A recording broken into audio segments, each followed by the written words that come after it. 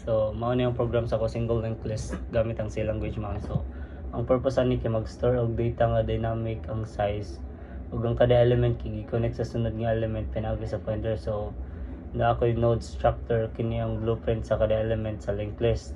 Na duha ka parts ani. So ang data ug ang next.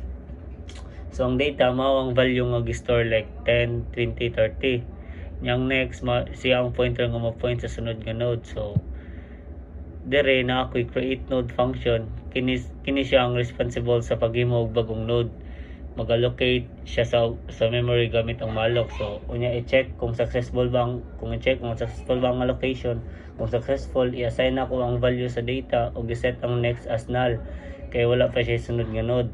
So sa insert end function mao ni siya pagdungag sa og node sa katapusan sa list. So kung empty pa ang list, meaning ang head kay null.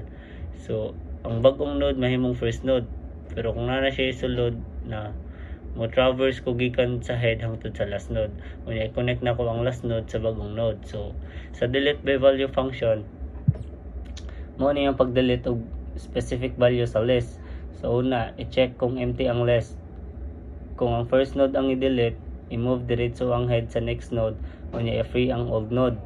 Pero kung naa sa middle or end, mo search ko sa node, unya i-unlink ta ko siya pinaagi sa pag-connect sa previous node ngadto sa next node, then i-free ang memory. So sa display function magsunod ko sa head, unya i-traverse na ko ang tibuok list, i-print na ko ang data sa kada node hangtod maabot ko sa null nga nagpasabot nga end sa list.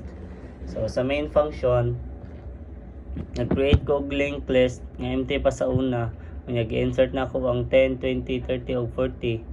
Gi-display na ko ang list man ana, gi-delete na ko ang value nga 20, unya gi-display balik ang updated list. Gusulay pud na ko og delete sa value nga 50 nga wala sa list para ma-check ang error handling.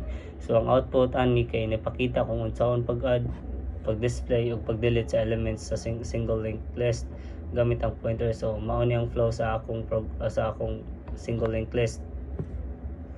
So kani mo ni akong double linked list gamit ang C language. So ang purpose ani kay mag-store og data nga link structure nga pwede na to i-traverse both forward ug backward. So unlikely sa single linked list nga forward ra gid siya. So dire na ako'y dnode structure. Kini siya blueprint sa kada node sa double linked list. Nani siya tulo ka part. So data, previous ug next. So ang data mao ang value nga gi-store like 100, 200, 300. So ang previous siyang pointer nga mo point sa previous node, yung next kay siyang pointer nga mo point sa next node. So dire na ako create dnode function. So kini siya ang responsible sa paghimo og bagong node. Mag-allocate siya og memory gamit ang malloc, kunya i-check kung successful ba. Kung successful, i-assign ang value sa data, kunya i-set ang previous ug next as null para kay wala pa man siya na-connectan. So sa insert d function siya mo dungag sa og node sa katapusan sa list. So kung empty pa ang list, bagong node mahimong head.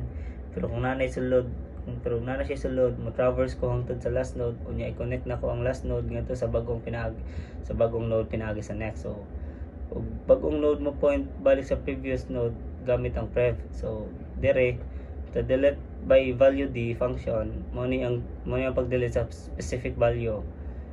Una i-check kung empty ang list, then mo search ko sa node pareha sa value. Kung wala makita, mo print siya og not found. Pero kung makita, i-adjust na ko ang link. So kung na siya previous node, i-connect ang previous ngadto sa next. Kung first node siya, i-update ang head. Kung na siya next node, i-connect ang next node balik sa previous, then i-free na ko ang node para ma-remove siya sa memory. So there is a display forward function.